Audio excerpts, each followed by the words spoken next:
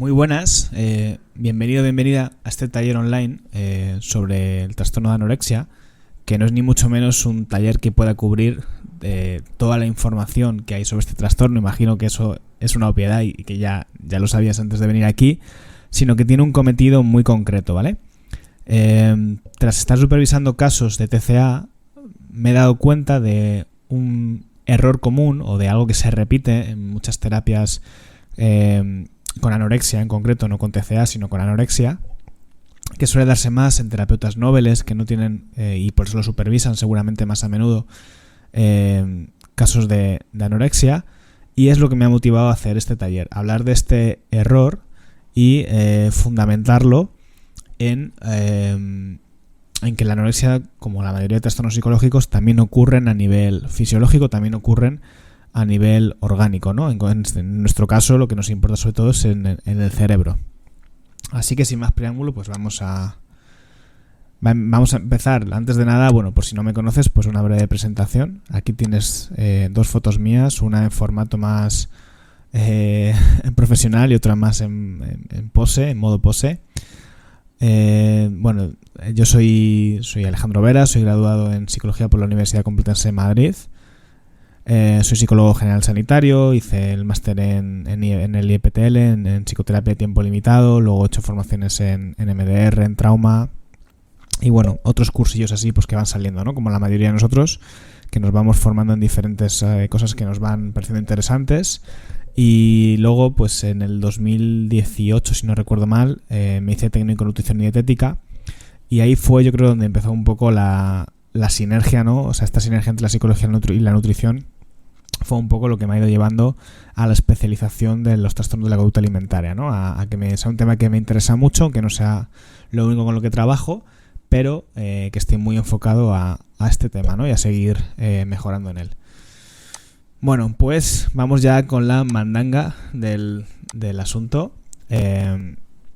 Como te decía, este taller se me ocurrió hacerlo, no estaba programado ¿no? Nosotros para la escuela tenemos un calendario formativo de contenidos, pero tenía ahí la espinilla clavada después de todo el curso, pues eso, supervisando con algunos compis casos de TCA, de que, esto es importante y esto, si se lo puedo contar a la gente y que lo sepa, pues está guay, ¿no? Entonces eso me ha motivado a hacer este taller. ¿Qué hacemos normalmente cuando recibimos un caso de TCA? Bueno, pues muchas de las cosas que hacemos están aquí, ¿no? Reestructuramos muchas de las creencias irracionales que pueden tener respecto al peso, respecto a la alimentación, respecto al cuerpo que pueden tener los pacientes con anorexia. Voy a empezar a decir anorexia y no TCA, a ver si no os lío demasiado. Y bueno, reestructuramos esas creencias muchas veces para, de alguna forma, convencer y motivar el cambio, ¿no? Para que la persona pueda ir teniendo pueda recuperar una relación más flexible con la alimentación, pueda ir soltando el trastorno y pueda poquito a poco mejorar, ¿no? Sé que lo de convencer es una palabra que para muchos os sonará fatal, pero en el fondo, en otros casos, ¿no? Por ejemplo, en un caso de depresión, no hay que convencer a la persona de que quiera mejorar. Si le pudiéramos dar un papel y que nos lo firmase, nos lo firmaría para estar mejor. Pero en TCA no es así. En anorexia, ¿ves? Como sabía que le iba a estar liando. En anorexia la persona no quiere abandonar el trastorno, depende en qué fase de venga del trastorno, pero muchas veces no vienen en la fase un poco de precontemplación, de que bueno, pueden sospechar ligeramente que algo no anda bien, pero no vienen con la idea de cambiarlo, ¿no? Sino que vienen por terceros o demás. También trabajamos pues experiencias de trauma que puedan identificar esas experiencias de trauma que puedan haber provocado el trastorno de alimentación, que no solamente tienen que ser complejos físicos o experiencias con el cuerpo, ¿no? Sino buscamos experiencias de trauma de muchos tipos. Podemos trabajar la sensación de vacío cuando la persona no está controlando, el sentimiento de identidad, ¿no? Que la persona se identifica a través del control propio de la anorexia. También podemos intervenir sobre el sistema familiar, ¿no? Cogemos al paciente y evaluamos pues cómo son esas relaciones familiares, cómo se comunican a través de la alimentación. También vamos a trabajar la relación con el cuerpo y la percepción de la imagen corporal. Vamos a ver que la persona, pues, ejercicios con el espejo, posibles distorsiones asociadas al cuerpo, ideas sobrevaloradas respecto a su físico. Vamos a hacer psicoeducación sobre la anorexia y la alimentación, ¿no? vamos a explicarle al paciente pues en qué consiste el problema y vamos a dar algunos tips o vamos a educar a la persona, pues yo que sé, por ejemplo, un absurdo tonto, ¿no? Muchas personas pueden tener mucho miedo a los carbohidratos, pues nosotros vamos a hacer una psicoeducación efectiva de qué son los carbohidratos, por qué no son tan malos, o las grasas, etcétera, etcétera, ¿no? Ese tipo de psicoeducaciones que conviene que tengamos una cierta formación en nutrición para trabajar estos casos, porque hay cosas que vamos a necesitar reestructurar, ¿no? Por ejemplo, el miedo que tienen de que si empiezan a comer vayan a subir de repente, vayan a recuperar todo el peso perdido, cosas de este tipo. Y aspectos más estructurales de la persona, como pueden ser la hiperexigencia, el perfeccionismo, el autodiálogo excesivamente crítico, etcétera. Cosas que son muy importantes, ¿vale? Que son fundamentales, pero ¿qué pasa con la comida? Vale. A ver, me explico. Todas estas cosas que he puesto en la diapositiva anterior a mí me parecen que las vamos a tener que trabajar sí o sí en un caso de anorexia, pero sí o sí, ¿vale? No sé si todas y no sé si en este orden, pero sí que son aspectos muy relevantes y habrá otros seguramente que ahora mismo pues no caigo, que son relevantes en un trastorno de anorexia. Pero a mí me recuerdan un poco como cuando o me parece que los terapeutas a veces, que este es el error al que hacía referencia al comienzo del taller, se colocan un poco como ese alumno que quiere estudiar, que quiere opositar o quiere prepararse un examen, y entonces se prepara el café, prepara la mesa, le saca punta a los lapiceros, lo prepara todo, lo dispone todo para estudiar, pero no llega a estudiar, se queda en la preparación, ¿vale? Todos estos puntos son importantes y muchas veces a los terapeutas creo que nos da miedo insistir o hablar a la persona de que hay que cambiar la alimentación que está llevando en la actualidad, ¿no? De que tiene que seguir una nueva dieta, un nuevo plan de alimentación, de que tiene que haber un control sobre la comida, y nos quedamos como ese alumno que prepara las cosas para que pueda algún día empezar a comer, ¿vale? Esto, en casos que no son excesivamente graves, se puede plantear como una preparación a que al final va a haber un cambio, que al final va a haber un cambio en la alimentación y la persona tiene que empezar a comer, pero uno de los objetivos del taller de hoy es explicar que esta preparación como si imagínate que nos tirásemos 6, 7, 8 meses haciendo esta preparación, ¿vale? Con la persona, sin decirle nada, estoy yendo muy para atrás y muy para adelante, ¿no? Nos tiramos 7, 8 meses de terapia con una persona reestructurando las creencias, trabajando el cuerpo, pero en ningún momento presionamos ni proponemos una nueva rutina de alimentación, ni hacemos un control de la ingesta, ni nada de eso, ¿no? Eso es a lo que me refiero con el alumno que prepara la mesa para estudiar, pero luego no entra ¿vale? Yo aquí identifico varias razones por las que nos pasa esto a los terapeutas, ¿no? Pues nos pasa porque nos da miedo presionar, el paciente nos pide tiempo, nos dice que no está preparado para comer y tampoco queremos afectar al vínculo, queremos ser compasivos, queremos ser empáticos, no queremos que la persona se sienta mal. Nos han dicho que un problema de TCA no se soluciona comiendo, ¿vale? Y esto es parcialmente verdad, parcialmente mentira. Es decir, en un problema de TCA hay una estructura de control muy rígida en donde una estructura de control que se nutre de la restricción, ¿vale? Hay una fobia, hay un miedo a comer, y de toda la vida en las fobias, en los miedos, se solucionan con exposición, ¿vale? ¿Esto quiere decir que si un paciente come el trastorno se ha solucionado? No, claro que no. Seguramente hayan muchas otras cosas que trabajar, como las que hemos puesto aquí, ¿vale? Pero sí que es verdad que mientras la persona no comience a comer, se están manteniendo las evitaciones, ¿vale? Y el terapeuta de alguna forma está reforzando esa evitación, se está colocando en una postura evitativa. Yo soy el primero que cuando recibo un paciente con TCA, en la primera sesión no le digo ya pues a comer, ¿vale? Por supuesto que lo vamos a hacer con tacto, lo vamos a hacer con cariño, lo vamos a hacer con paciencia, vamos a ir intentando en las primeras sesiones hacer una negociación, una propuesta, pero no podemos dormirnos en los laureles, que pase la terapia, que pasen las sesiones y pasen, y que realmente la persona no se esté exponiendo al miedo principal, que es el miedo a comer, ¿vale? Ese trabajo que tenemos que hacer, que hemos visto en la anterior diapositiva, bajo mi punto de vista, tiene que ir vinculado a un trabajo de exposición a la alimentación, sobre todo en los casos graves, ¿vale? En los casos graves no hay discusión posible, al menos bajo mi punto de vista, Y luego vamos a entender por qué, ¿vale? Y es que ya te hago spoiler, y es que un cerebro que se encuentra en desnutrición nos va a poner muy, muy, muy difícil hacer psicoterapia, muy difícil, ¿vale? Entonces, además de que nos va a poner difícil hacer psicoterapia, es que la vida está en peligro. La vida o ciertas condiciones fisiológicas, orgánicas, están en peligro, ¿vale? Entonces, aunque un TCA no es comer, porque si no sería tan sencillo como que fuera al hospital, el nutricionista le pusiera una dieta de 3.000 kilocalorías, sus padres le obliguen a comerla, la persona sube de peso, eso no es un tratamiento exitoso, necesariamente, ¿vale? Hay que hacer muchas otras cosas de las que nos tenemos que ocupar de la persona, por supuesto que sí, pero insisto, es importante la exposición a la alimentación, ¿vale? Otra de las razones que nos llevan a evitar esa exposición a la alimentación es que nosotros no sabemos elaborar una propuesta de alimentación, y esto es coherente porque no somos nutricionistas, ¿vale? A no ser que sí que lo seas, pero si eres psicólogo, tú no sabes elaborar una dieta o una propuesta de alimentación. Vamos a llamarle propuesta de alimentación porque sé que la palabra dieta a muchos os puede resonar con la idea de restricción o de control rígido, ¿vale? Una propuesta de alimentación. Pero si no sabemos elaborarla nosotros, vamos a tener que pedirle a alguien que la elabore, que el paciente consulte a un especialista y que nosotros estemos en comunicación con ese especialista, con un nutricionista, un endocrino, ¿vale? Que le pueda elaborar esa propuesta de alimentación. Muchas veces esa propuesta nos viene rebotada del hospital si el caso ha sido grave y ya ha tenido que pasar por un ingreso hospitalario. Pero si no ha tenido que pasar por un ingreso hospitalario, muchas veces no tenemos esa propuesta de alimentación y tenemos que solicitarle al paciente que la elabore, ¿vale? Otra de las razones por las que no llevamos a cabo esa exposición a la alimentación es porque nosotros mismos no nos sentimos cómodos llevando un control alimentario y pesando al paciente.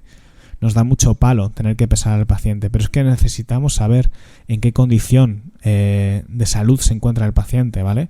Y tenemos que ser, desde el cariño total, pero tenemos que ser un mecanismo de control también, de control externo. Yo creo que eso es proteger al paciente, en este caso es protegerle de sí mismo, porque el trastorno le tiene atrapado y nosotros, si adoptamos una posición miedosa y supercompasiva, en el sentido de no querer presionar, no querer...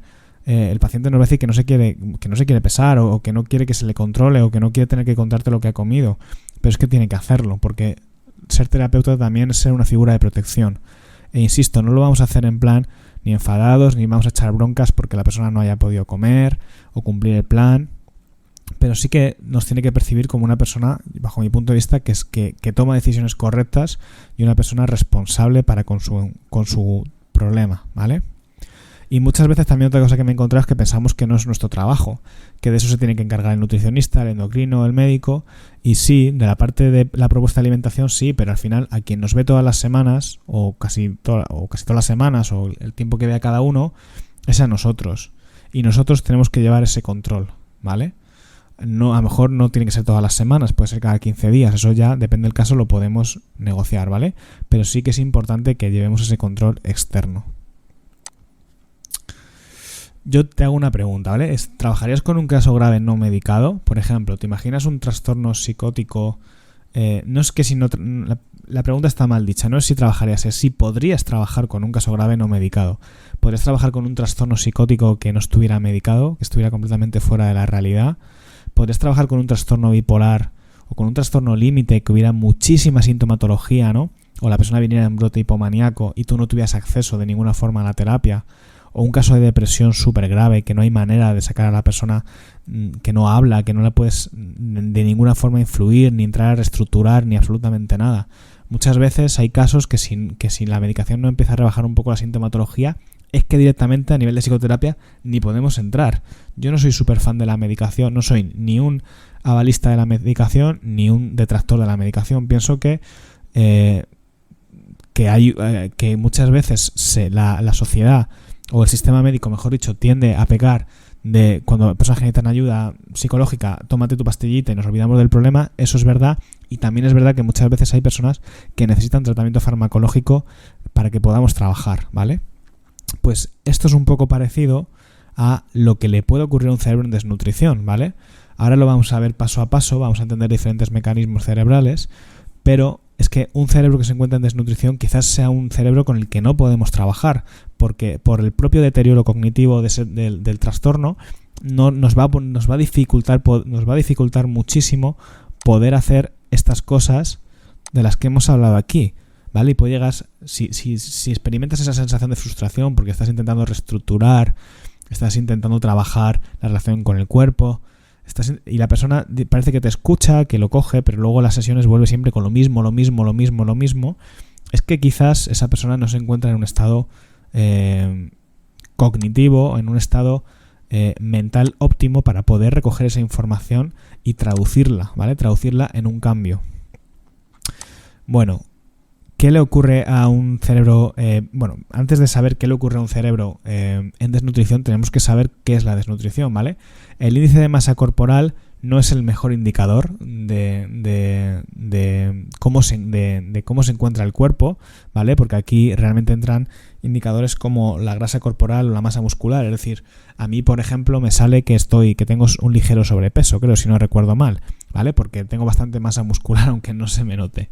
Entonces, el IMC realmente no es el mejor índice, el mejor medidor que tenemos, pero es el más fácil de usar y nos viene bien tenerlo como referencia, ¿vale?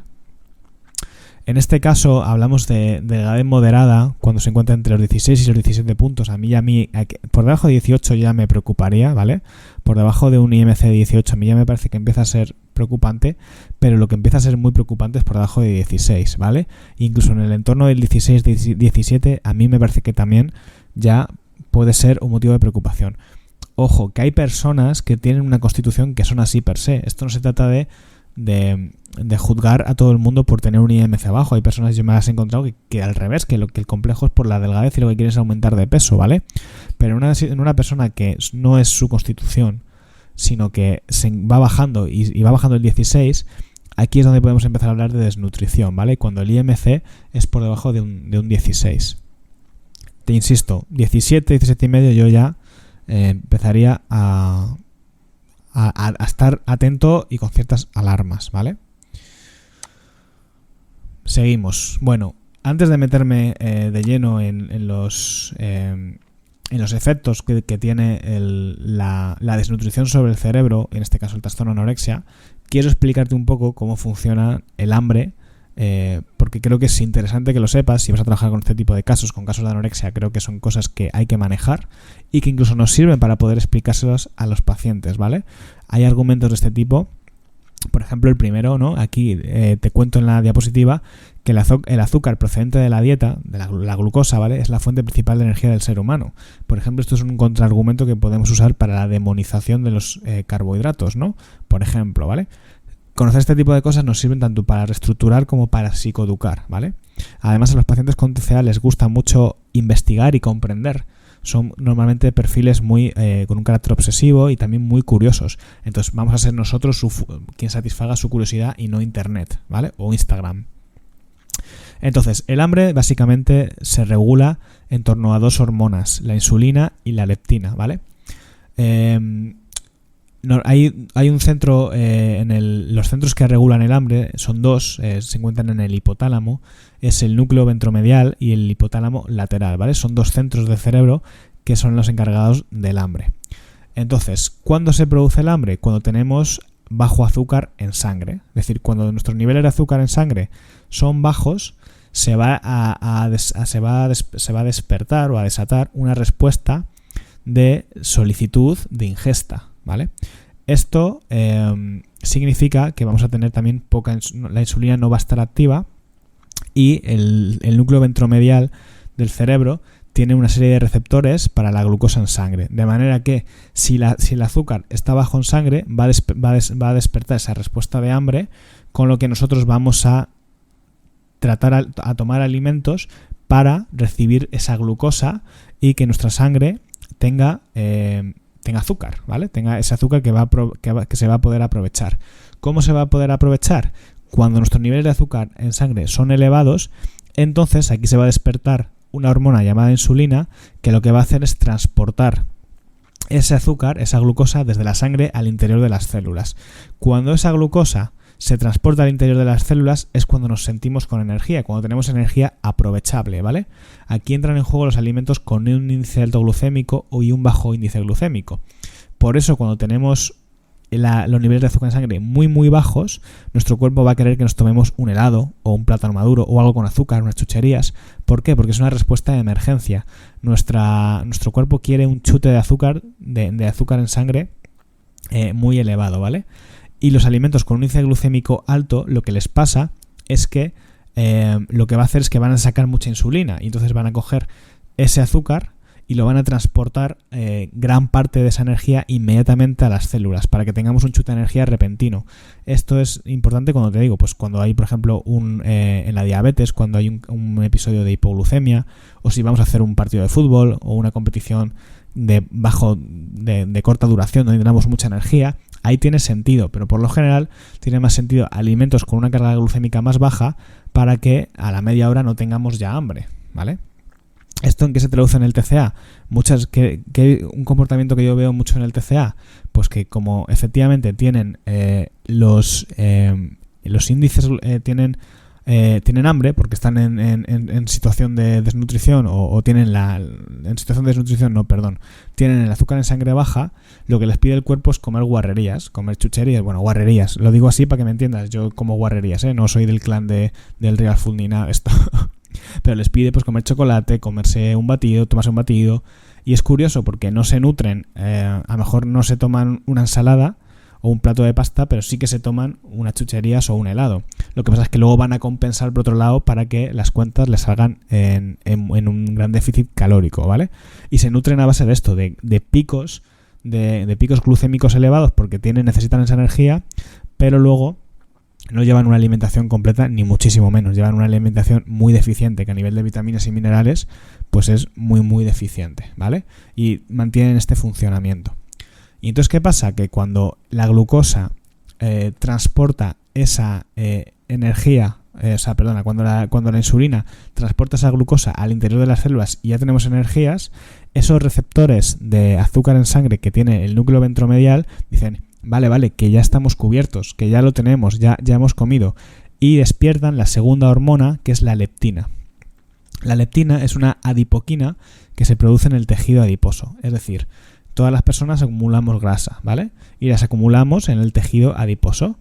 La leptina se produce allí. Es una hormona saciante que sirve para regular las reservas de grasa.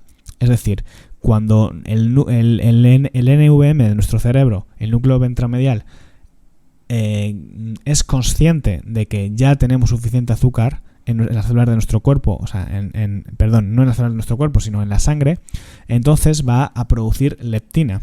Va a producir leptina si tenemos un tejido adiposo que lo pueda hacer. Si no tenemos tejido adiposo, la leptina va a ser muy complicado o se va a producir en menor medida. Eso, si lo traducimos a un trastorno de anorexia, significa que la persona con anorexia tiene muy poco tejido adiposo. Depende del nivel del IMC que tenga y el nivel en el momento del trastorno en el que venga. Pero si, por ejemplo, viene en un IMC de 15, significa que tiene muy, muy, muy, muy poquita grasa. Tiene un índice de grasa corporal muy bajo, ¿vale? Y también de masa muscular muy bajo. Entonces, esa leptina no se va a producir esa hormona de saciedad. Esto, a priori, nos podría parecer positivo, entre comillas, porque decimos, joder, si no queremos que la persona con anorexia se sacie, queremos que tenga hambre para que pueda comer. Ya, pero luego veremos cómo eso no sucede, que sucede sino lo contrario por otra razón. Lo que sí pasa a veces es que la persona, cuando empieza a exponerse a la comida y empieza a recuperar una rutina de alimentación y empieza a comer de manera natural, les pasa justo lo contrario, que se van a un trastorno de bulimia, a un trastorno por atracón. ¿Por qué? Porque empiezan a recuperar el apetito y el problema es que como no tienen apenas tejido adiposo, como tienen poca grasa, la leptina se ha escacharrado y no llegan a saciarse y entonces comen y tienen mucha voracidad.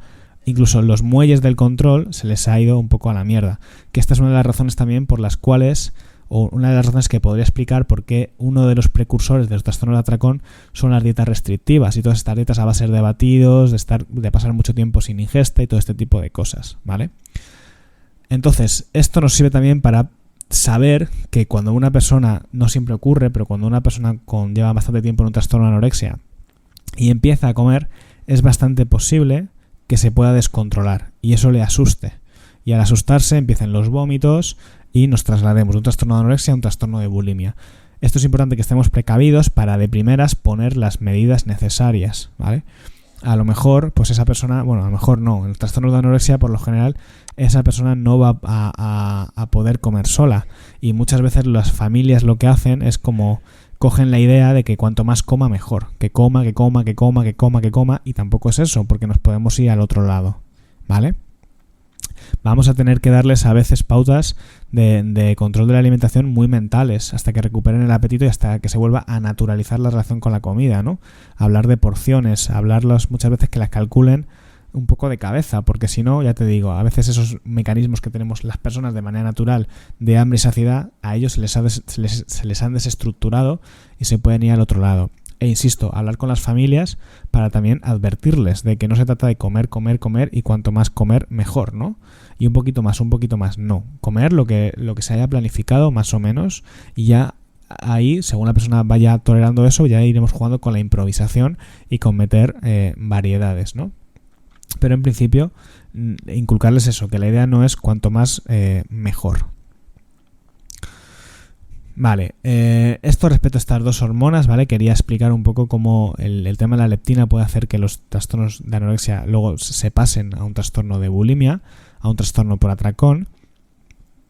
Y también quería explicar el tema de lo del azúcar en sangre, ¿vale? Que me parece muy importante también explicárselo a ellos cómo funciona su cuerpo y lo que les va a ir provocando si no son responsivos cuando tienen esa necesidad de ingesta. Esto en cuanto al circuito del hambre, ¿vale? Vamos a recapitular un poco. Y es el núcleo ventromedial del hipotálamo, es uno de los principales centros del hambre y la saciación, ¿vale?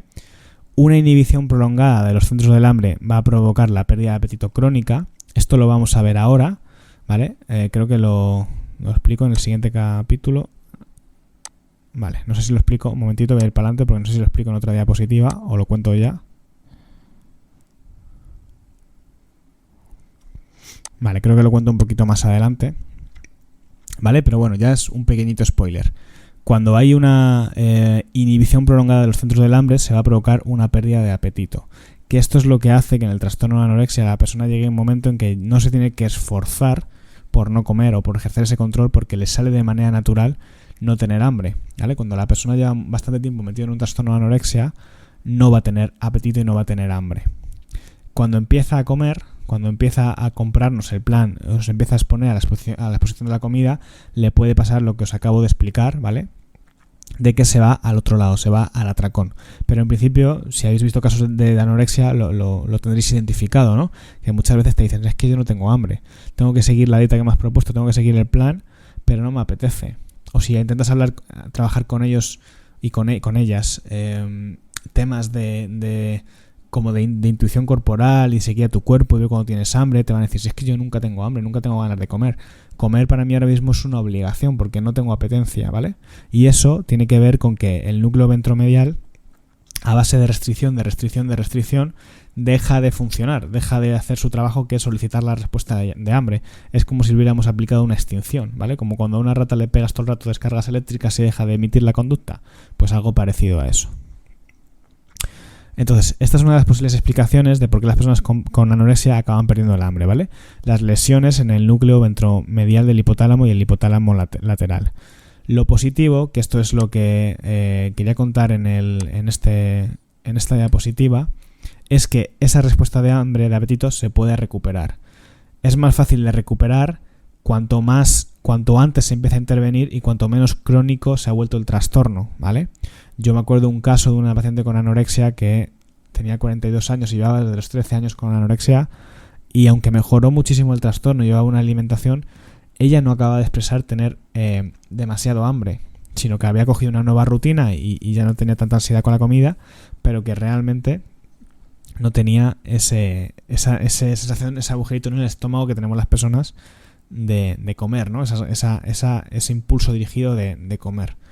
Y entonces sabemos que esas lesiones en el núcleo ventromedial son más reversibles cuando el trastorno no se va dilatando mucho en el tiempo, la restricción no se va dilatando mucho en el tiempo.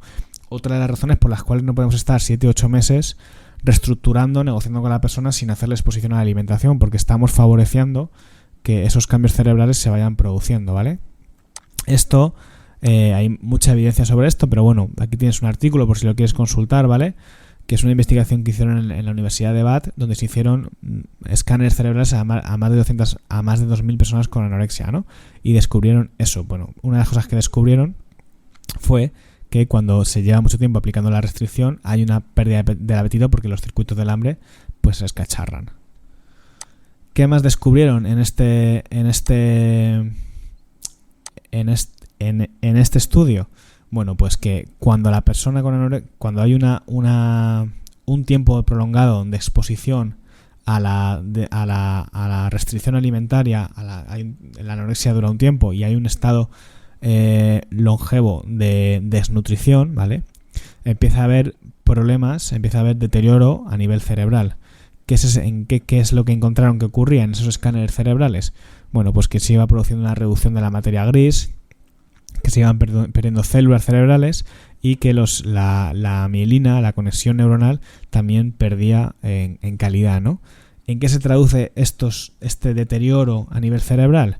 Bueno, pues en una reducción del oxígeno a nivel cerebral, alteración de los neurotransmisores, mayor riesgo de desarrollar demencias tempranas, aparición de convulsiones, síndrome de piernas inquietas, respuesta alterada en las regiones del cerebro que forman parte del circuito de recompensa, conductas obsesivas y irracionales y dificultad para pensar como consecuencia de esas alteraciones neurológicas. Es que es lógico, el cerebro necesita nutrirse para funcionar, pero como te digo el cerebro, te digo muchas otras funciones corporales. De hecho, en la anorexia lo que va pasando es que según se va perdiendo ese apetito, esa respuesta de apetito, el cuerpo es como que se adapta. Dice, bueno, a ver, vale, el cuerpo no piensa que se está haciendo un trastorno mental. Lo que piensa seguramente es que estás en medio de una helada en la que el alimento no está disponible, ¿no? Pensando en nuestros antepasados. Y lo que activa es el modo de supervivencia.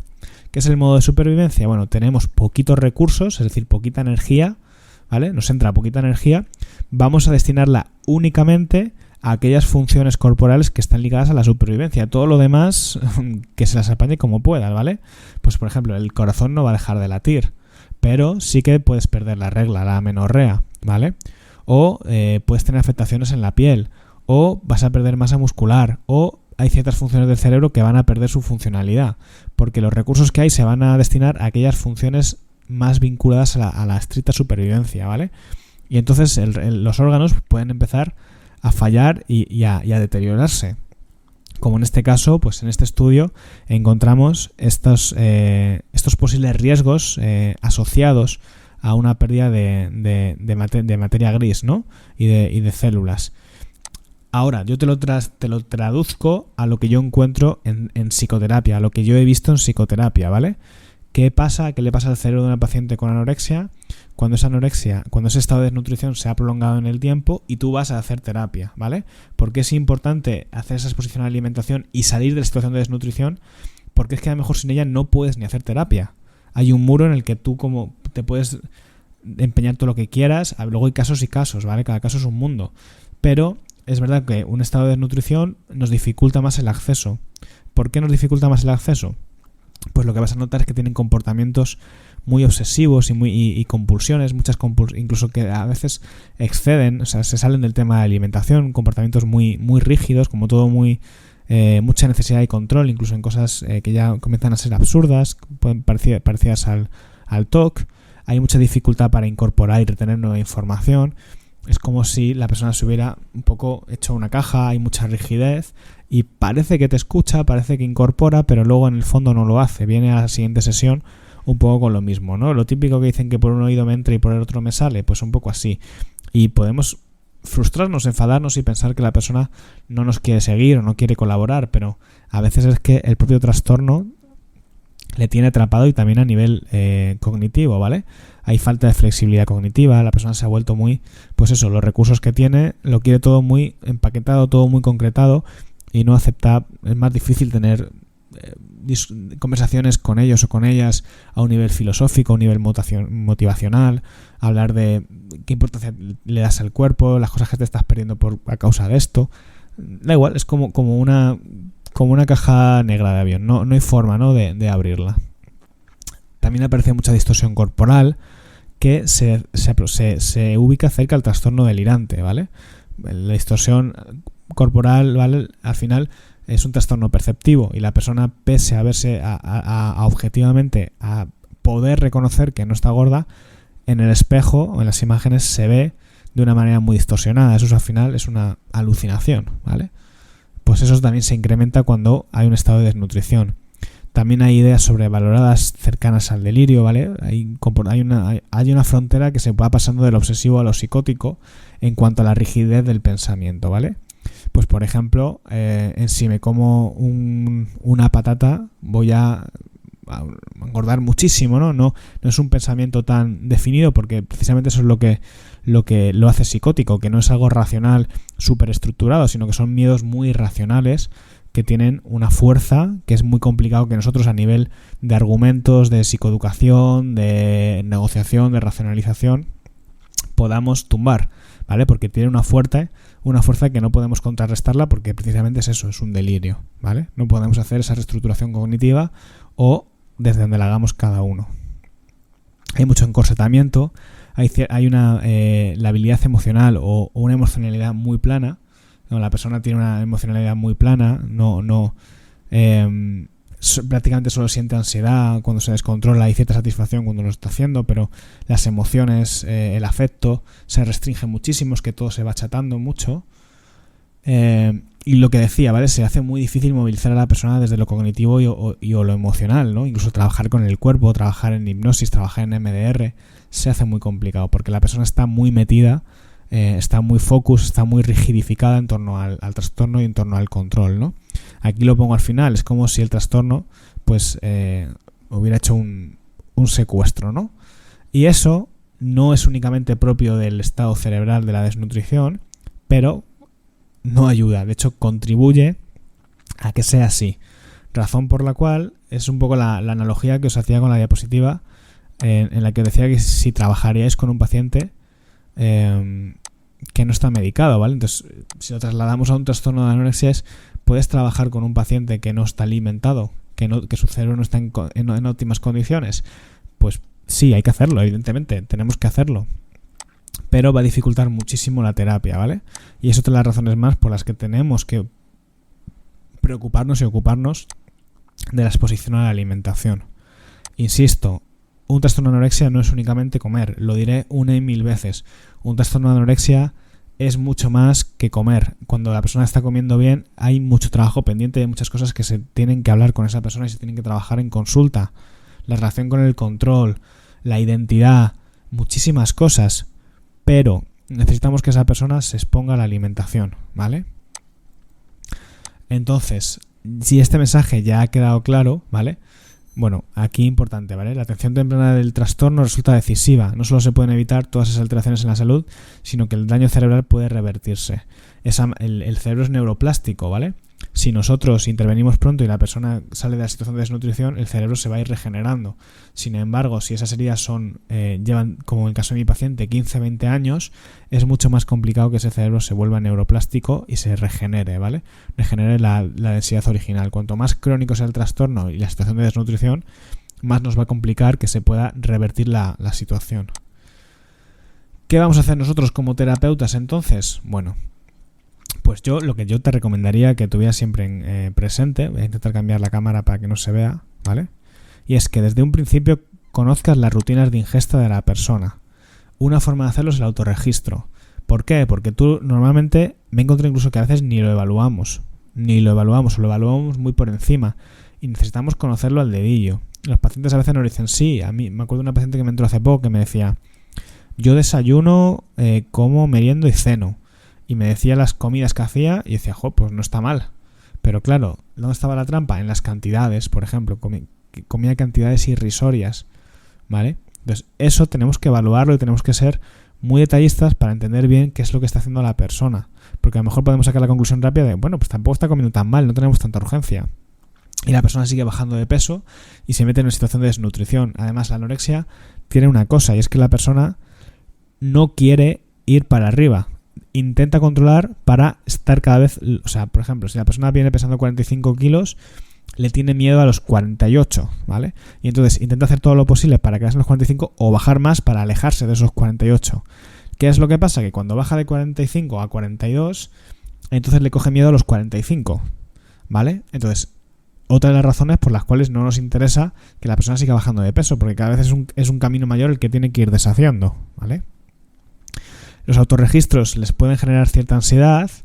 Si vemos que hacerlos por su cuenta propia les va a generar mucha ansiedad, que lo haga un tercero, o si nosotros en consulta tenemos que hacerlo con ellos, ¿vale? Pero necesitamos enterarnos bien de qué come la persona y cómo lo come, ¿vale? Tenemos que tener claro, bajo mi punto de vista, que para hacer terapia necesitamos un cerebro en condiciones. Yo creo que muchas veces los terapeutas nos frustramos porque intentamos hacer terapia con casos que no están preparados para hacer terapia, en el sentido de que la terapia tiene sus limitaciones y hay sitios a donde no podemos llegar. Si la persona está muy rigidificada, está con la sintomatología muy activa, no está recibiendo medicación, es que a veces nuestra capacidad para llegar ahí es muy limitada, ¿vale? Y eso no significa que seamos malos terapeutas ni que no sepamos trabajar, sino que es que estamos un poco maniatados, ¿vale? Entonces, esa parte es importante. A veces hay que trabajar lo urgente para poder luego trabajar lo importante. Podemos negociar con el paciente las condiciones, pero tenemos que tener en cuenta que el paciente siempre nos va a llevar a restringir lo máximo posible. Y no es un motivo para enfadarnos ni para nada, es que es algo que te lleva al trastorno, ¿vale? Pero siempre van a intentar recortarnos por aquí y por allá, quitar cosas y al final no se produce ese aumento de peso, ¿vale? Entonces, a veces tenemos que negociar, pero también tenemos que ser un poco directivos y ser un poco claros, ¿vale? Un poco estar en nuestro sitio. Por lo general, a las personas con TCA les va a costar mucho llevar a ellas las pautas de alimentación, porque es como si a una persona con fobia a los perros le dices, no, todos los días siéntate con un perro. Pues no, van a intentar hacer todo lo posible para evitar esa situación temida, ¿no? Entonces, la mejor opción es que no coman solos. Aquí esto es un tema para otro taller, el tema con las familias, de cómo gestionan esto, porque es un tema también muy interesante cuando el paciente es menor. Y si el paciente no es menor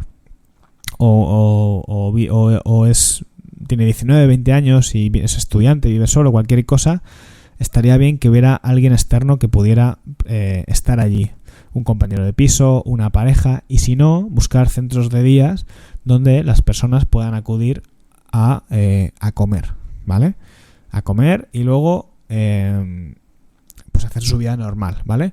Aquí tendremos que evaluar si hay conductas purgativas, como pueden ser vómitos, antidiuréticos, etcétera, etcétera. Y para finalizar, es importante que el paciente tenga una propuesta de elaboración elaborada por un especialista. Nosotros como terapeutas, yo sí hago dietas porque soy técnico en nutrición, pero creo que no es nuestra función hacer dietas o planes de alimentación, pero sí el de ayudar a cumplir a las personas a que lo cumplan sufriendo lo menos posible. De hecho, esa va a ser la terapia. En cierto modo, una parte importante de la terapia va a ser ayudar a la persona a que pueda exponerse a la terapia y a la ansiedad que le va a generar todo el rato, el descontrol que le va a generar tener que comer, dándole herramientas de relajación, hablando sobre ello, tranquilizando, encontrando los argumentos que necesitemos para ayudar a la persona que pueda tolerar esa ansiedad, ¿vale? Pero sí que es nuestro papel hacer un seguimiento de esa dieta. No es, que el nutricionista le pese y le cada 15 días o cada mes y yo voy trabajando otras cosas. Sí, tú vas trabajando otras cosas, pero creo que también nuestro papel es el de llevar ese control y de preguntar a la persona por la dieta, si la está cumpliendo, cómo la está llevando a cabo, en qué le podemos ayudar, los momentos de ansiedad, y vas ahí desgranando cositas en las que les puedes ayudar, ¿no? Pues te das cuenta que algo que hacen, por ejemplo, mucho cuando les llevas el plan de alimentación es porque lo que quieren tener sensación de control es todo el rato después. Yo tenía una paciente que lo que hacía es que después de cada ingesta se bloqueaba un par de horas para pensar obsesivamente en las calorías de lo que había comido, para tener sensación de control, por repetición, ¿vale? Eso al final estaba generando un cuadro de ansiedad brutal y que le hacía pues luego intentar recortar por otros lados, compensar y tal y cual. Pues ese tipo de cositas muchas veces, yo pocas veces le trabajo con un paciente técnicas de relajación. Es decir, comes y cuando te empieza a entrar la ansiedad vamos a hacer relajación. A veces es más quitar las cosas que hacen que dar más cosas, ¿no? Lo que les genera la ansiedad son esos intentos de control, esas compensaciones, esas compulsiones, son las que tenemos que ir identificando y erradicando para ir reduciendo esa respuesta de ansiedad, ¿no? Más que que también técnicas de regulación emocional, pero cuando el paciente está en un pico de ansiedad muy, muy grande, con mucha sensación de descontrol, muchas veces esas cosas no van a funcionar bien. Podemos darle medidas de llamar a un tercero, de pedir ayuda, incluso de que nos escriban al correo cuando se sientan muy agobiados, o lo que sea, ¿vale? Pero ya te digo, muchas veces el objetivo es todos los intentos de control que van a orbitar en torno al nuevo plan de alimentación, y que esos son los que acaban generando descontrol. El control rígido genera descontrol. Pero bueno, todo esto va para otro curso, va para el curso que ya está grabado de psiconutrición, para intervención en TCA, que es un curso que está dentro de la escuela. Hoy lo que quería hablar es sobre uno de los errores que yo creo que más se repiten en terapeutas que no tienen experiencia con anorexia, que es ser excesivamente cautos a la hora de provocar esa exposición a la alimentación en los pacientes, porque ellos no quieren, porque les da miedo hacer daño, porque no quieren presionar, porque piensan que la alimentación, o sea, que TCA va más allá de la alimentación, que lo va, pero todas esas cosas distancian el tratamiento y lo prolongan muchísimo, ¿no? Y pueden cronificar el trastorno de anorexia. Así que dicho esto, espero que te haya servido, que te haya gustado el taller, para comprender un poquito más la historia, y al final el enunciado es que hay que trabajar la exposición en alimentación y que no podemos ser fóbicos o evitativos con pacientes de este tipo ni de ningún otro, ¿no? Y si detectamos eso nosotros, pues tenemos que pararnos, supervisarlo, hablar con alguien para que no siga afectando al desarrollo de la terapia, ¿vale? Así que nada, lo dicho, espero que te haya gustado el taller, que te haya dado un puntito que pensar sobre esto, y que si estás viendo ya casos lo tengas en cuenta. Si no los estás viendo, pues para cuando los veas, pues que lo tengas presente, ¿no? Ya te digo, cualquier cosa me tienes al otro lado, al email y en la escuela, ¿vale? Si te quieres apuntar en la escuela, pues ahí tienes más formaciones sobre TCA, más todo lo que vendrá el curso que viene, que va a haber muchas cositas. Habrá sesiones de supervisión. Bueno, esto lo estás viendo, claro, en 2022. No sé cuándo el taller lo podrás, o sea, a lo mejor se sigue viendo en 2023, 2024 y será el siguiente año, ¿vale? Pero bueno, que en la escuela hay mucha formación y más que va a haber, sobre todo el tema relacionado con alimentación y con todo lo demás, vaya. Así que nada, gracias por escuchar esto, por dedicar un ratito de tu tiempo libre a ver un taller, que los psicólogos creo que echamos mucho tiempo en formarnos, en aprender y en mejorar la ayuda que le damos a las personas, y eso también hay que valorarlo, el que gastemos tanto de nosotros en ayudar a los demás. Creo que eso tiene mucho mérito. Así que nada, nos vemos en siguientes formaciones. Adiós.